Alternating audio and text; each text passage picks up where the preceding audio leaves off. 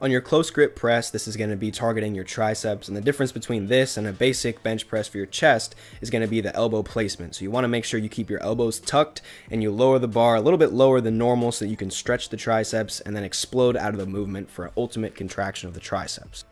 So on your dumbbell curls, at the very bottom of the movement, when you first start out, flex your tricep. This is going to stretch the bicep a bit more. And then make sure you're not swinging too much. Keep your elbows tight on the sides, and then go ahead and raise them up until you can squeeze your bicep like you're flexing to show off as hard as you possibly can. So on the cable rope tricep pushdowns, you want to grab the rope with both hands and extend it into your waist while keeping your elbows locked into your sides, therefore to limit momentum, and you can get a peak contraction at the very bottom by flicking your pinkies up or just separating the rope at your hips. So on the concentration or preacher curls, this is going to be targeting the inside head of your bicep, otherwise known as the peak.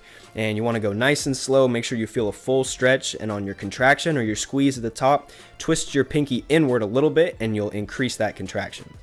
So on the dumbbell hammer curls, you want to start by making your hands in a neutral grip, and it's going to be a little bit stronger. You're going to be stronger than your traditional curl, and it's going to be targeting the forearm as well as the brachialis. This is a bit more of a compound movement, and it's going to be giving you a little bit more size to your arm, so go nice and heavy on this one. On the tricep kickbacks, you want to make sure that you keep your elbow tight and press out on the dumbbell. At the very end of the movement during your contraction, go ahead and twist your wrist outward, and that's going to increase the severity of the contraction.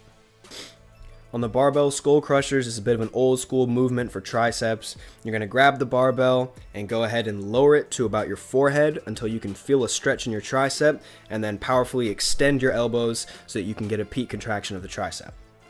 So the diamond push-ups are going to be very similar to a regular push-up, except your hand placement is going to be much more narrow.